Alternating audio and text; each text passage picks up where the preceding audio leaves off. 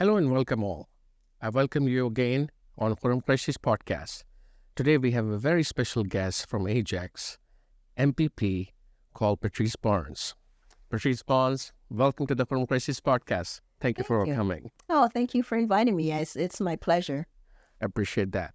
So please start by telling the audiences a little bit of your background, your history, and where you came from. Oh my, that's a journey, right? So my name is Patrice Barnes. I'm currently serving as MPP for Ajax. I hold the position right now of Parliamentary Assistant to the Minister of Education, and also I serve as Deputy Speaker of the House. It is an honor to be one of the first Black Deputy Speakers of the House, and I'm so very thrilled and honored to be able to serve in that role. I was born in Jamaica. I migrated to Canada is at the age of 18, and so I came to go to school. At the time in Jamaica, when you got to that age where you were going to college or university, it was very, very competitive, and so not everybody got the opportunity to go. We have an amazing university, the University of the West Indies in Jamaica, but it serves all of the Caribbean and people from North America as well that attend, because it has some fantastic programs. So the decision was to come here to try, the dream that everybody has, right? To come for opportunity and for growth and to, have a great success and have a career. And so I did that. And there's a lot of meandering around before you get here. So coming here, I came to go to school. Things didn't work out quite as smoothly as I anticipated it would. You're new to the country, and there's so many things that you don't know, right? So I ended up working for quite a while, and you work in the places that you'd have to work because you need to be able to pay your bills So I've worked in factories, I've worked in assembly lines, I've worked retail, I've done so many different things. But you know what I say? It is an amazing thing because it defines and creates the you, right? Absolutely. So those challenges are just a piece of your personality now. And so I wouldn't have, maybe I would have changed a few things, but not traded up anything. Absolutely. And you don't get to become the form of the gold bar or gold shape until you go through the furnace process, heating process, bending process, and all that. It's called forging. Usually goes for the hard metal and all this. But that's what everybody's journey is. When they land in this country of opportunity, they have to go through so many learning curve in order to make it. And then it refines and defines them truly what they wanted to do. And sometimes people end up changing their careers for that. So I admire you for that. So you've done well. Thank you. Thank you so much. And it's true. We, as immigrants, you come, and I think you always have to, and I think we do it well as immigrants. We keep that resilience within us, right? I think the immigrant story is one of resilience. It's one of excellence, and excellence is different for everybody. Right? Sometimes we think, you have to be a doctor, or you have to be a politician, or whatever to be excellent. But excellence in doing what you do to the best of your ability with a pride and pride of being able to accomplish that, I think is excellence in its own form. Absolutely. And I think I agree with you on the excellence definition. It varies people by people, family by family, and experience by experience. Exactly. So if you have more knowledge, you set higher excellence goal. But sometimes people set it too high and don't work for it and always blame themselves or blame the surroundings like pandemic and the government and activity, all that. Surroundings will never change. You have to change. Exactly. So I always advise my clients and my family members that the change comes from you, within you, that you have to work hard, you have to believe in yourself, and eventually things will start to take shape. It does take time, but look at you. Like, you're a prime example. So when people say that women cannot make it, coming from third world countries and all that, women of color cannot make it, I say, look at Patrice. She's done it. So you're setting up a great example for women to lead the MPP and House of Commons or Yeah, the legislature. the legislature? I'm not politically educated. I need more time with you. So to be in the legislature and representing Ajax, so this is very good. So very admiring you and your activities. Thank you so much. And I say I didn't do it on my own because the people of Ajax had to give me that faith, right? And so when we talk about that, I say it's great that it's an accomplishment, but I'm always thankful for the people that voted and put me in. That's great. Please tell us about your working journey in your career and how you reached to the trustees. Okay. When I went to school, I did project management because event management I was always interested in that. I love events and project management because you have things from nothing and you create things, right? So Absolutely. I was in business-to-business trade shows for a company for a long time and did some consumer trade shows as well. A lot of those shows are not around anymore, so I don't want to say age-wise, but I love to be able to go in and there is nothing. You have a big warehouse and then Yes. you create like the women's show or the boat show and then it all rips down and there's nothing again, right? So I really love that piece of building that. And so project management and event management was always something that I really enjoyed. I did my project management at Centennial College and I worked in the international department in Centennial for a little while, so that was fantastic for me, supporting students from international countries that were coming into the college, and to be able to sort of bond, right? Because you have that feeling as well. So it was very very fulfilling role there. So I really enjoyed that. Then I still ran that parallel to then running for trustee, and I ran for trustee because I had an issue with my son in school, and I wanted somebody to help me with it, and I couldn't find somebody. So I said, okay, I'm going to run. So Very nice. so that is how that happened, and I'm glad I did. I'm glad I did because once I got into the role, I recognized that there was so much that you could change, that you could influence, especially for racialized students, especially for marginalized students, both things that are really close to my heart in regards to success. Because coming from my background, I believe that education really and truly is the great equalizer. Absolutely. I think it is definitely the great equalizer. And so, when I was trustee, I wanted to make sure that we can make that impact on schools where students were graduating with the opportunity. Very nice. Very nice. And we need a good voice more than ever. There's a lot going on in the school, and pandemic put a lot of stress, both the students and the faculty. And new rules are coming. New compliance and protocol is coming, which is harder for the students and the teacher and principal bodies and all that boards. So trustees' role become very important. Some of my friends and colleagues say that things needed to be changed, but we don't know who else to approach more than on the principal level. So it's good to know that there's trustee that we can be able to go to and complain. So just to ask, and you can decline it if you don't want. I mean, what happened to your son? Why would you, if you want to talk about that? He was a very bright young man, very, very, was always ahead of his game. He had loved school. Then he had a supply teacher because his regular teacher was off, and she had to have somebody in for the last part of the school year.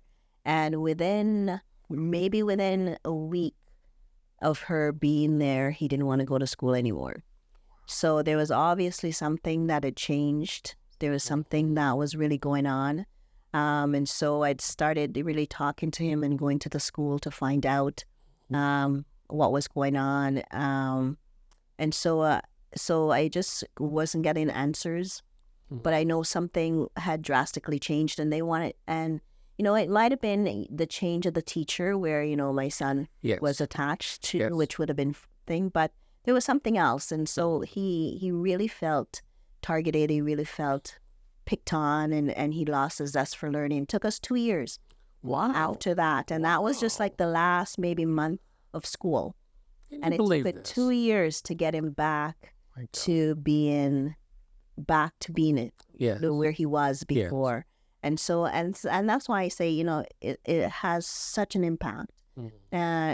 It's the education, the school, the person that is in front of you, how you connect with students, and you can build up or tear down kids so fast. And Yeah. this build up and tear down comes with your project management and event management planning. And I love that how you putting it together. Yeah. Very wisely that you're putting it.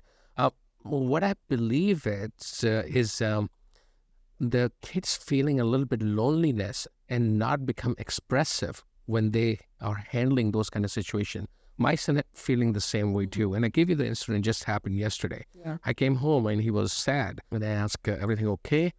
My wife said, just give it a time. And then she told me during dinner, what happened was they asked everybody to bring their cups from home so they can give it a chocolate, hot chocolate, as the part of the Christmas celebrations and all that.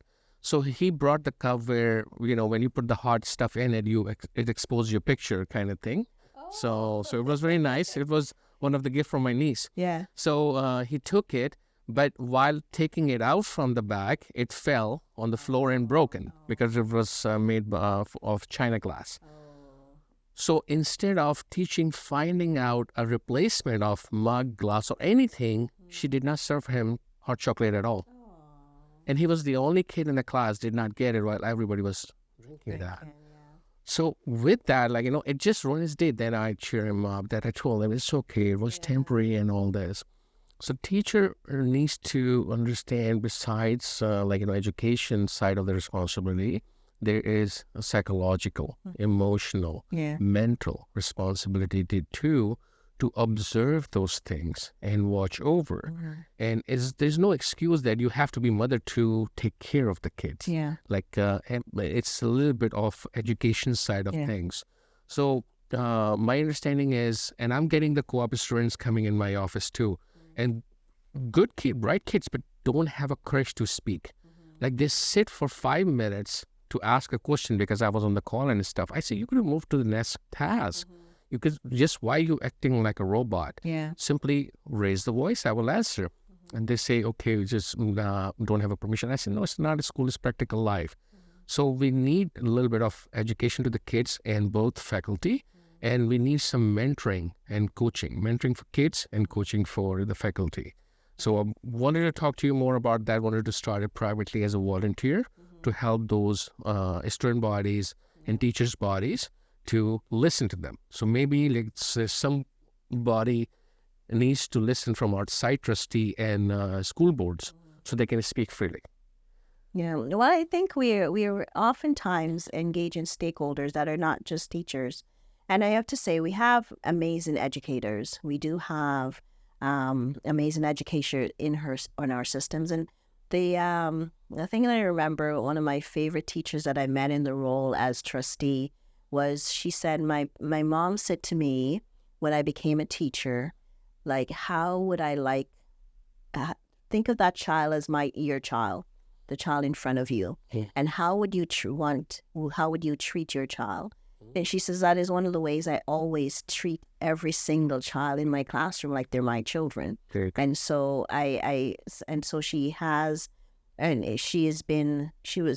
oftentimes she's very loved by her students. She's very empathetic. And I think a lot of teachers do great work. Yeah. It is a challenging role. You have a lot of kids in your classroom and you have to balance different personalities, different socioeconomic backgrounds. A child walks in with their own backpack, sort of with emotions and lived experience, and so it is. It does take a bit of skill to balance all of those and educate as well. And so, absolutely. Yeah, I think it's teachers are always, I think, need supports in regards to upgrading skills. Teaching and policing is one of those things where they sort of end up with all the socioeconomic, social things that are happening. Yes, right. they're the frontliners. Frontliners. Yes, definitely frontliners, and so I would say I would thank anybody that wants to be a teacher. Absolutely. But I do think that the landscape is changing, and so we need to really continue to upgrade teaching skills for teachers. Coming out of COVID, it's been a challenge not just for teachers, but for a lot of children that through that 2.5 years of COVID, and so we're seeing emerging things that we haven't seen before. Exactly.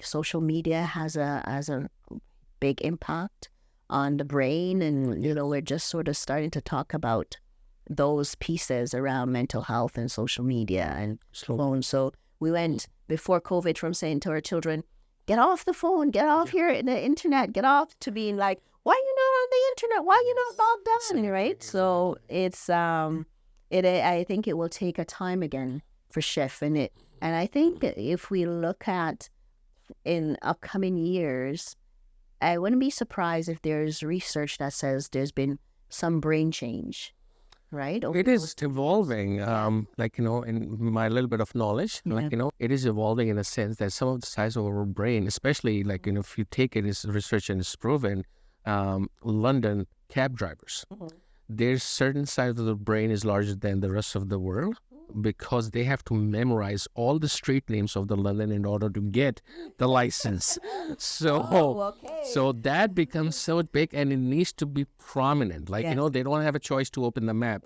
Somebody, you tell the street name, they are going to tell you. And this is recently changing because the GPS is becoming very prominent. But so that was a lot. Some brain skills. That's unfortunate, but that's interesting. That's an interesting fact. That's it. That's it. But humans, just like universes keep expanding, humans keep evolving. Their experience based, knowledge base, and based on that experience knowledge, they write the protocol, and then on a bigger scale, they take it to the government officials, and then they make the laws and stuff. So that's the cycle of it. But I think always being willing to have conversations. I think it's something. We're getting a little bit in the world where only everybody must think the same way and behave the same way and have the same beliefs. And I think we are sort of losing so much richness from that, right? Correct. I think people can have difference of opinion, difference of beliefs, but as long as you have a respect, we don't have to think the same, but I respect you as a human being. Exactly. And you respect me as a human being, and my beliefs are my beliefs, and your beliefs are your beliefs. Exactly. Yeah. I go with a little bit of logic of the Law Society of Ontario and Law Society of any country or the province, for that matter. It needs to be black and white written on the paper. Yeah. So when you're reading it, you're making a decision. That name doesn't define a name can be neutral, gender can be neutral, or anything can be neutral. But the actions needs to be responsive based on what the person have done or not done. So with that, we need to see what the person is capable of doing it, rather than age, color, sex, or predefine anything like that. I don't know if you know this, but I studied in Michigan State for a while, so I've lived in Detroit for a few years. Okay. So I have seen America very close. Yes. And I have seen Black Americans very close. Yes. And some of them are my good friends too. Yeah. So a lot of discussion happened with the race side of it, and I say simply, if you think that Black people or Black, if you're not happy with that, why don't you take the night out of the day? Show me any 2 days where the night doesn't happen. Shadow is created by the black shades and color. Night comes with the darkness, but there's a day too. So why we think on the Black people doesn't have a good influence in the society? They do. Oh my. if we really look down, Black culture permeates so much things. You know, it's in our arts, it's in our music, it's in our speech, it's in our food, it's in so many different aspects of life. I think what we have probably haven't done is acknowledge where it comes And from appreciate it. and appreciate where it That's the comes thing. from. Yes. And I think for so long there's been sort of a definition of making Blackness lesser than, or not capable of, or not, not achievement and not excellence. But there's so many things once you learn true Black history that has really permeated it through all parts of the cultures. Absolutely. I Right? agree. So if you look, especially if you look in the Western culture, there's so much that has been influenced by Black culture. Absolutely. Right. So I think now we're seeing a lot more of it, where there's a lot more acknowledgement of the historical pieces of influence of Black culture. But I think we need to continue to embrace that and embrace so many things. There's so many things that overlap. Absolutely. And I think we're coming in the age of artificial intelligence. There was industrial age, there was a computer age, information age, now AI age. Yes. And AI age, we need to be careful how AI is evolving, because it's not going to care about who you are as a person and all. It's going to serve you as a human. Well, there's two sides on that, because they're saying that, AI is based on, it's generating based on what exists. Exactly. So how do you take out the bias, right? Because if bias is already ingrained systemically in so many places, correct, that as AI learns, and there's a very strong possibility of it having those biases as well. Exactly. Because it is being developed based on human thought process, human knowledge, human biases within itself, right? Correct. So I think as we hit the AI era, it will be interesting to see how we do that. Absolutely. How we do that, and how we sort of generate that without the biases. Correct. Because there's some flags already. So how do we look at that, and how do we make sure as this, it's almost like the internet, right? The internet happened and just sort of happened around us. And expanding. Yes, and expanded in this. We never really put in any regulations and stuff. And now we have the two camps that are saying, yes, we need regulations and guidelines. And the other camp that says, don't stifle AI, right? So it'll be interesting to see where that middle ground comes in, because I do think that there needs to be guidelines, because the power of AI. Yes, power of AI is real. Yeah. And I would love to be sitting in the board or the committees, if the province ever consider, to set the boundaries and the form a protocol for the AI, because our company, Digibix, does the software development and all that. Okay. So we know what the softwares are capable of these days. What I was originally referring, Patrice, was that when AI is gauging us regardless of the age, color, or sex. Oh, okay. Is gauging us as human or machine learning. Yes. So with that, we need to be careful in our conversation to be neutral. And laws are neutral now. Like, when you are dealing with the people above race, color, religion, and language barriers and all that. So that openness needs to be adopted openly in the people. They do it, but on a certain point, I feel like, they don't practice it.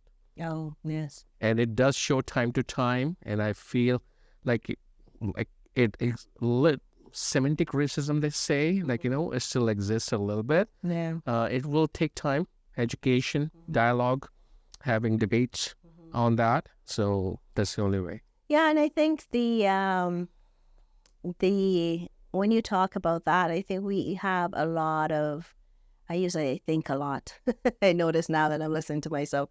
But there's so much performative pieces, right? And I think we need to move past performative to actual actions.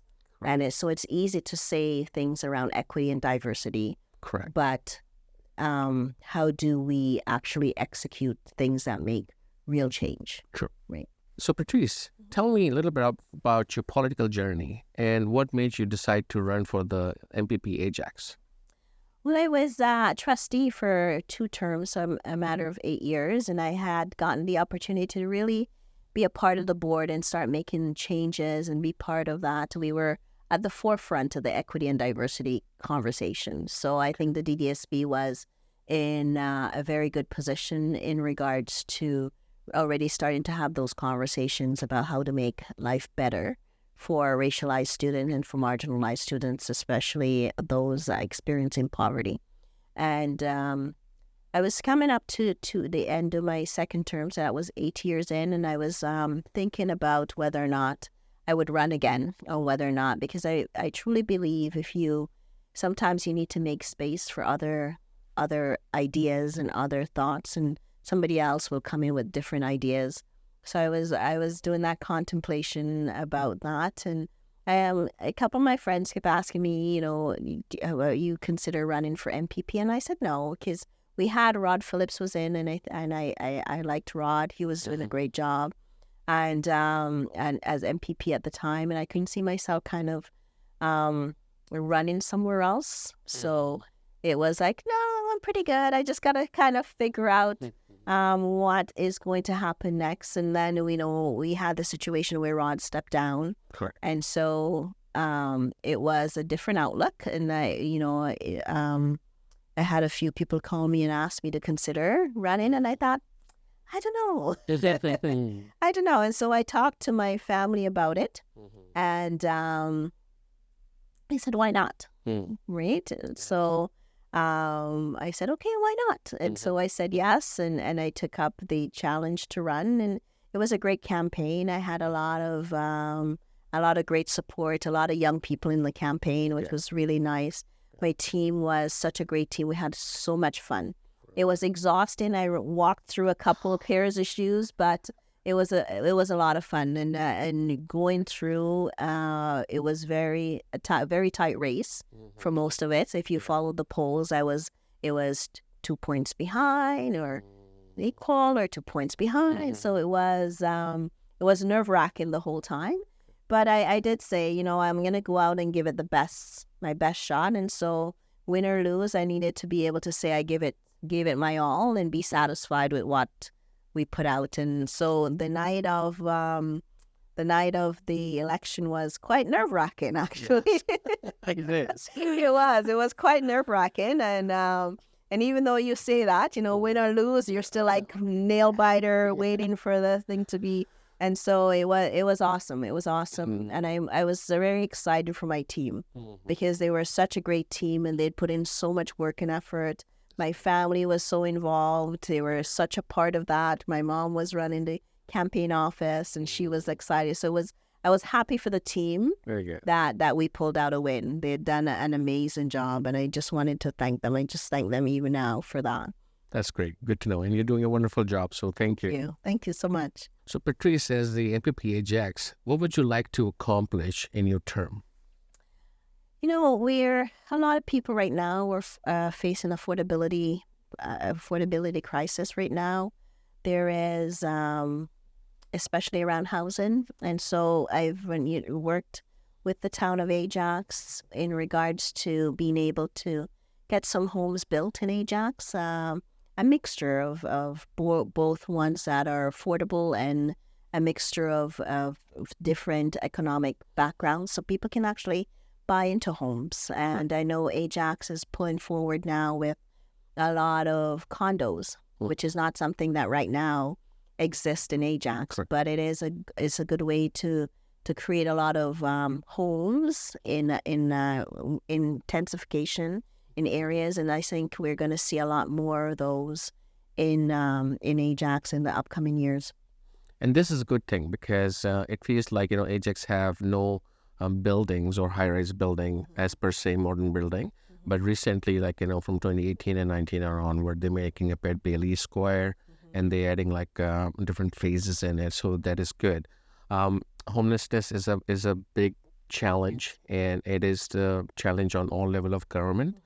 So is there any short-term or long-term plan from provincial government to tackle this task?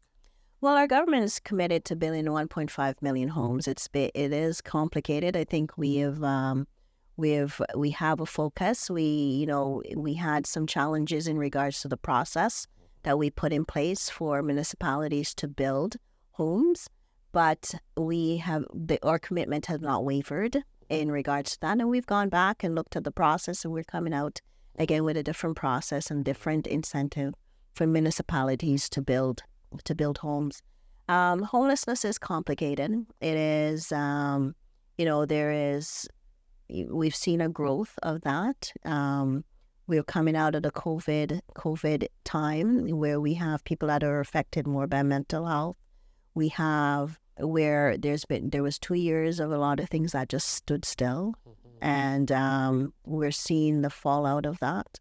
We've had 500,000 people come to Canada in a very short period. Correct. And so, to think if our social services could absorb that at that rate, so there will be challenges. There will be, Right. So what we're finding somewhat is a little bit of displacement because you have a large amount of people that are in. So you're being able to absorb that many people. Yes. At one time is hard. It's hard, and it puts a strain on a lot of your social service, your health, social services, your shelters. We had just a couple of months ago where we saw people that had come in and as refugees and were in down Asylum seekers. asylum seekers, Yes. right? Yes. And so so it's a very complex issue there's so many things that are involved. There's mental health, there is addictions have climbed as well.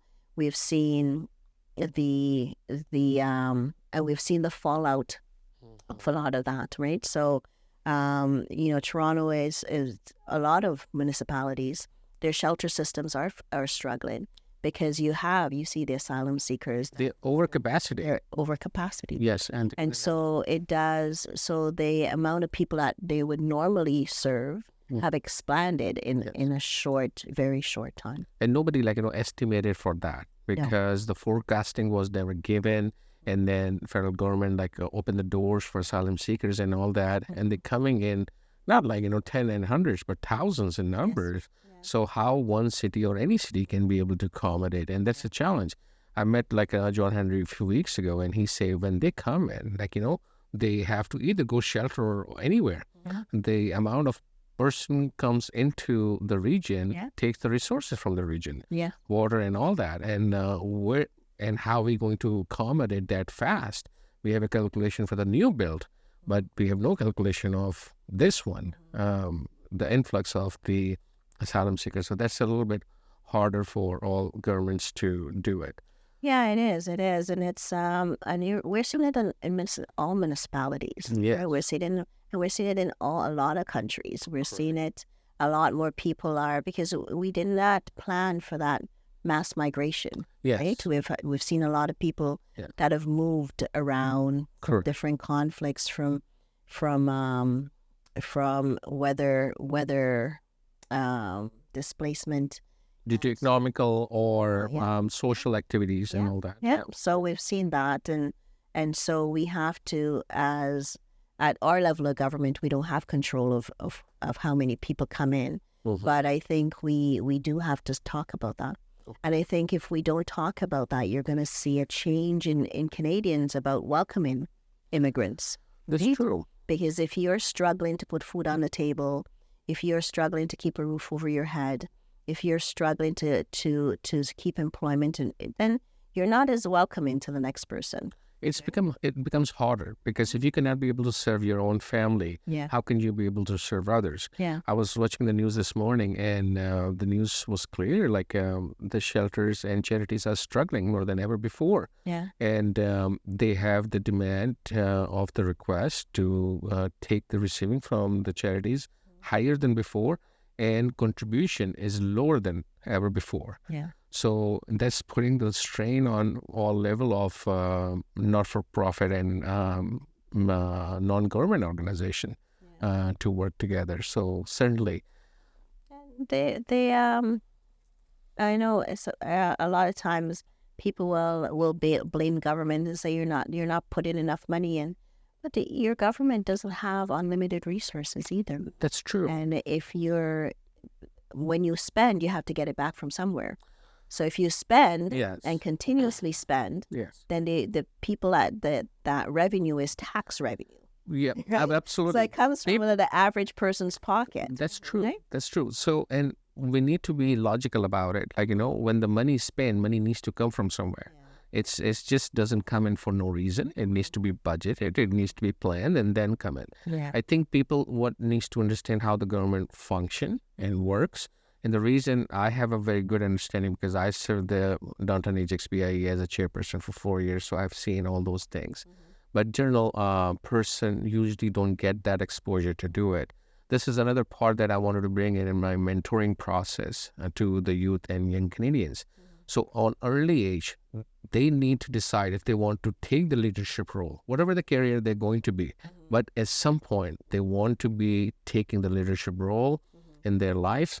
So they need to know how the politics works, Yes. how diplomacy works, how the bureaucracy works. And these are the things that runs the dynamic of the entire world's economy and politics and the governments.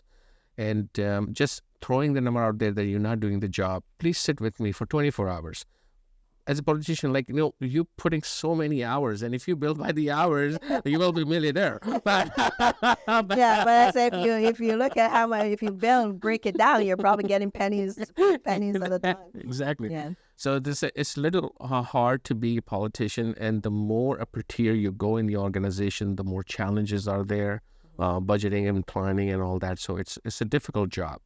So speaking of the MPP position, do you think that you can be able to finish all your tasks within this term, or you're going to run for next one? I don't know. That's an important. People decide. People wanted to know this. It would be nice to discuss. So, but I appreciate whatever you're comfortable. But to my understanding, 4 years is a bit difficult to achieve it all because it takes about a year to just understand and get fully ready, greased up all components to it. Because there's no formal training to qualify that you're good to go. Yeah. So it takes a time. So I think it does. It does take a time, and sometimes people are like, oh, you might be a one-term politician, and I'm like, that's okay. If you that's got a okay job too. for 4 years, Yeah, it's still a job for 4 years. yes. Would I like to be able to do it to the point where we've accomplished some of the things that I want to accomplish in Ajax? Definitely. Yes. But I think for me to be able to see education is a big thing for me, to be able to work with the school board to make sure, and Ajax to make sure that the kids in our town are fantastic and are doing well and have opportunities, are the next generation of entrepreneurs and the next entrepreneur workforce, the next leaders. I know is very important. It is. And that is a passion for me, and also housing is a passion for me, and I know that we need more different types of housing in Ajax, and affordability is a real thing. I was talking to the mayor on multiple occasions, but he was saying the land is not available for development. And with the limited land, it would be only makes sense, whatever the land we have, just open it for condos and high-rise. Yeah. So we can be able to accommodate more people in the short amount of square footage space. So I'm glad that they are doing the rightful job to opening the high-rises to start taking the shape in the Ajax, because it was long due. So yeah, Ajax is pretty built out. Yeah. There's not much land left for development in Ajax. Anybody that owns land right now that are putting up mostly townhouses, then semi-detached. So there's not a lot of single homes come in.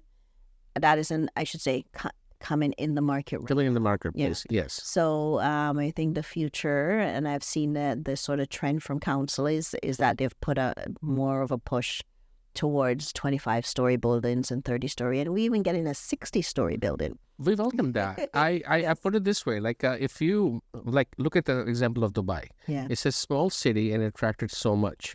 So in order to attract the investors and accumulate wealth same time for the investors and the local resident too, just go high rise. Why limiting? Like I think when Toronto downtown closes to the Ontario, can be able to build one of the largest building with the mix residential and commercial complex condos for about 60, 70 floors. Why can't we do that? The soil over here can be much more fruitful to allow to do that. So we need to experiment it. We need to try it. I think Pet Bailey Square set a great example for about 24 till 32 floor. I don't know exactly when, but setting a great example. Take that model and go for the expansion. So with that, it will attract residences and investors, and the money will come to the town, and it will be good for everyone. Well, I think too, there has to be a balance as well. Correct. Right? Because you don't want a town that's only dependent on property tax. That's true. So you want to be attracting businesses as well that are going to offset some of those costs and bring in revenue into the coffers as well, so that the residents are not footing the entire bill. And I think when you have a mixture of that, you have a more vibrant community. Correct. When you have businesses that are here where that people could work and get good paying jobs, and businesses in town where you don't have to necessarily go downtown or travel away. Right. That is very important as well.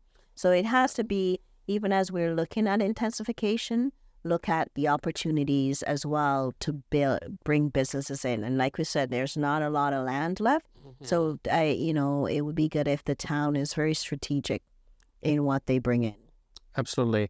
I have a very good idea about that, if you allow me to share. Yes. So I have an idea that how we can be able to sustain people to work, live, and grow food in same building without leaving concept. And what I meant by is, let's take a 15-floor building concept formula, where 5 floors are for residential living, 5 floors are for work condos or offices. So you have commercial and residential both. Preliminary and recommended that people who work on those offices should live in those that building too. Oh, okay. So zero commute. All you got to do is just go up and down. You can take half an hour nap upstairs and come back. And then what are those remaining 5 floors will be? Those should be half-floor library, banquet facility, and grow your food farming and exercise big track across the floor, so you can be able to see outside while you're running. So with that concept, you basically live, work, and grow the food in the same place and become less dependent of the outside world. Of course, you're going to need it. But if you grow, if you apply for growing land food in Ajax, this waiting line is way too long. It's not available for that. So if people can, and that's really great mental satisfaction. Like when you have a pet or when you grow the food, it has a great attachment for the mental health. So just want to give the idea, if this ever going to be taken by I think we might have people that never come outside with that model. With the, have you seen anybody that live in that building? You're like, no, never seen anybody come out of that because building. they can order online with Amazon and pretty much grow the food. Why would they go outside? Only for school, right? So we keep it in a way that it is productive, but also allow people to grow the food too, because farmland is getting very competition too, and the reason it is getting expensive as well because people are living in majority and not growing the food in their backyards as they should.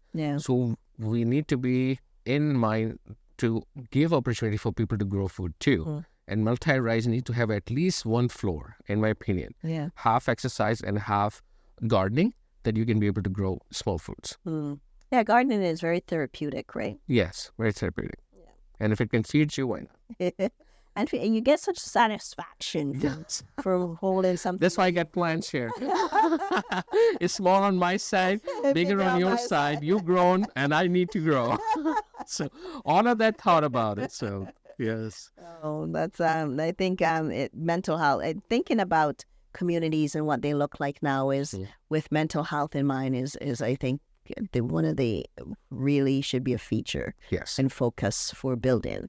I know as we talk about more intensification, we always have to keep that in mind. And even though we're intensifying and building closer and smaller, we need to create areas where people have the ability to be outside and to have 100%. spaces and to be able to interact. Absolutely. We're blessed to have the biggest and the most brightest by the lake area in Ajax. And the tagline of the city start says, Ajax by the lake. Yes. And we have such a nice trail to explore. So I love that. Yeah. So Patrice, please tell me the challenges that you face in MPP as a Black woman. Wow. Yeah, that's a good question. We had, I will say that some of the things that come forward is just a question. Oftentimes people don't believe you're the MPP. I have a staff, and my staff is usually having to define that. You run into sometimes people question you. I've had some really awful stuff sent into the office in regards to being Black, which is was disappointing and hurtful. Having to always sort of define yourself is a challenge. In having to own your space is a challenge. And but I think with me, I think each day is different. And if you were supposed to spend a lot of time focusing on the things that you experience because you're Black, it's harder to succeed. And so I recognize that sometimes people come to me because I'm Black, because they figure my lived experience will help them in regards to understanding the challenges that they're having, or to be able to help in any way. And so sometimes they just need an ear. And sometimes it's just a head nod across the floor, just to acknowledge that you're in a space that you feel comfortable, you've seen somebody else. And so I always try as best as I can to be the best person I can be, to be true to myself and to my integrity, and not necessarily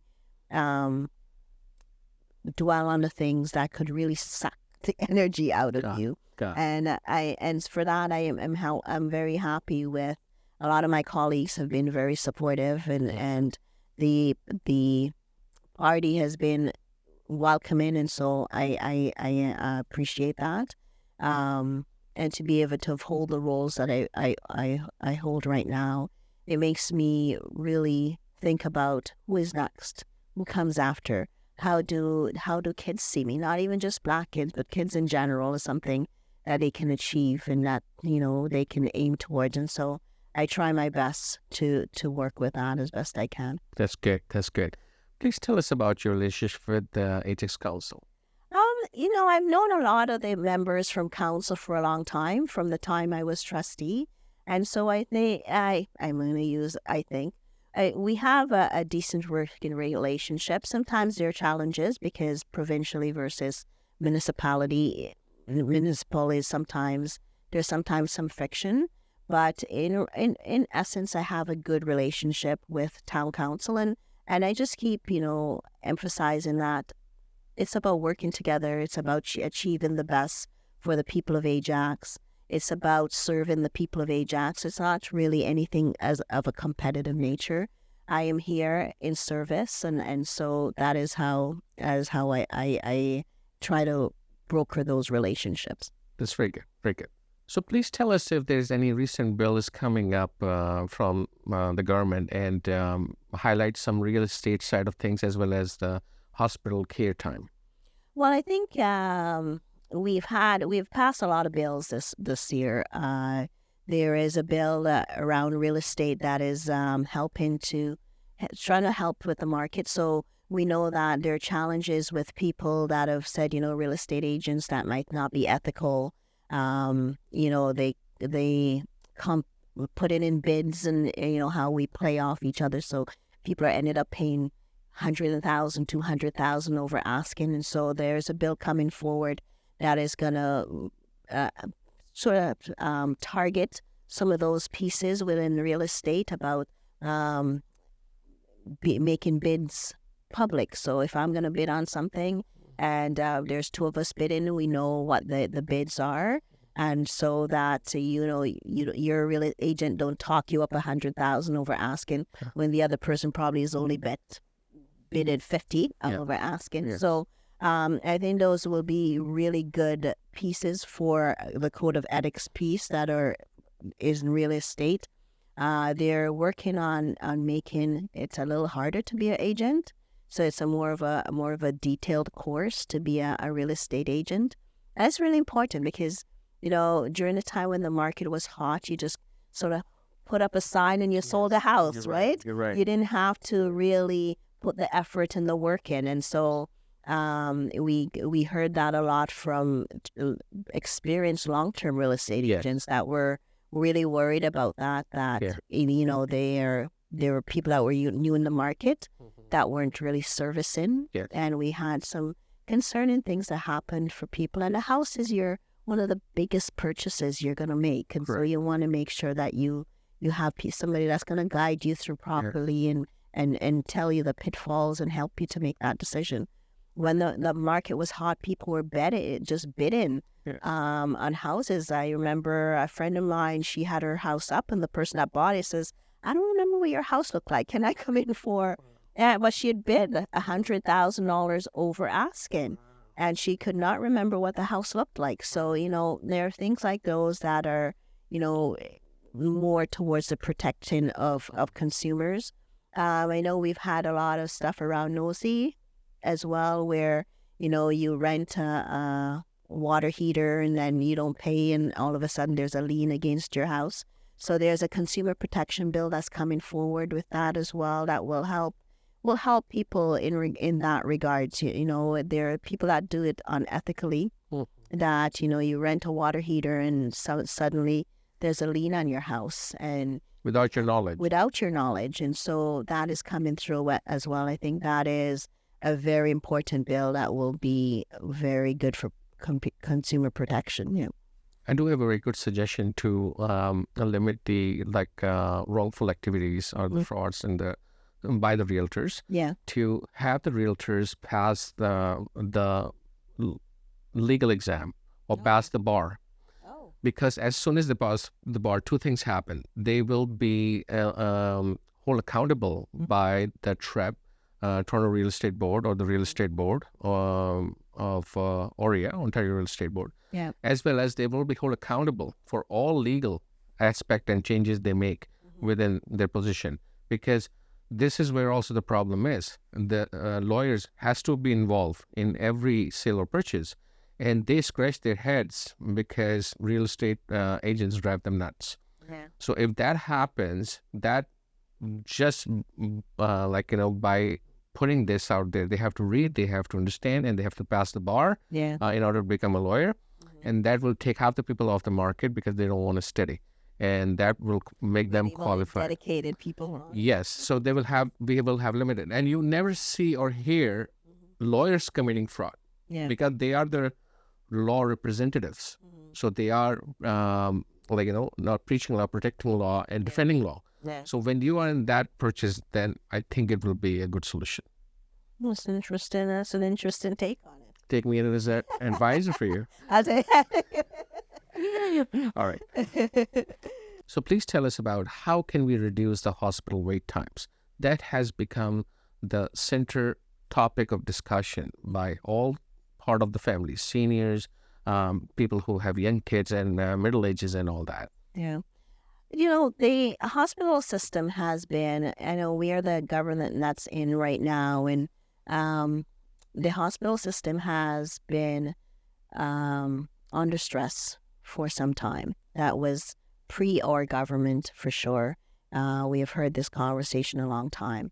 COVID sort of fast forwarded that, right? So where the cracks were, COVID sort of ripped them open, and so we're seeing the fallout of that now. And the other piece that we talked about with the increased immigration of people in the country is also something that we need to take in mind as well. And through our government has been in, but through the COVID period, the government was in a pandemic mode that was dealing with a lot of things that were unknown. And so that as a government, we were constantly trying to react and take care of things through that pandemic. And so now we're getting the opportunity to actually govern and to do things and to put things in place that can make changes. And we've done a lot of investment in the health file. The workforce strategy is a challenge. A lot of people during COVID decided that they weren't going to come back because they were amazing. They were on the front lines, and a lot of them did overtime, mental health. Yeah, they put extra time in the most difficult times. Exactly. And those that were there that were ready for retirement, You're right. they decided, they were maybe going to stay for 5 more years, and they'll decide, enough is enough. So we've done a lot of changes, and I know changes is sometimes scary in regards to things that are coming out that used to be. But, we've put where pharmacists can do diagnose. That was very good. Yes, I think, that takes people with minor ailments and regular ailments out of the emergency rooms. We've done the stay and learn grants where if you're paramedic or medical technician, you get your tuition paid for. We've expanded the paramedics program. We have funded hospitals extra so that paramedics can offload patients when they get there. We have expanded. We're building another medical school. We've expanded doctor spaces at the University of Toronto. We have also done, primary care teams. It's now a change of how healthcare is provided. So now instead of having just a doctor, now you have a team where, you have that support, because a lot of primary care and family doctors are saying that, it's been lonely, and it's time that they want to be able to work in that team system. We're also doing a lot more money in mental health, because we see that there is, a lot of concerns coming out of COVID. And we have expanded surgeries. So with a focus really on regular everyday surgeries that happen in hospitals, such as your cataract surgeries. So we have increased it. So we've done 14,000 more cataract surgeries than we used to do prior to COVID. Knee and hip surgeries, another one that we are working towards decreasing the wait lists on that as well. We're expanded MRIs and the places that you can get diagnostic care.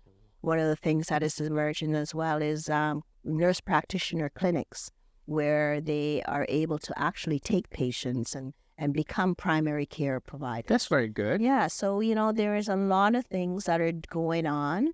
The unfortunate thing is you won't see immediate changes. Got it. Right? With all of those investments, it's going to take time to actually see the ripple effects from that. So when you talk about being in for 4 years versus being in for 2 terms, that's one of the things. So you do all these changes, You're right. but the ripple effects, and people that need service, they want it now. But when you have a system that is that big, it is going to take time.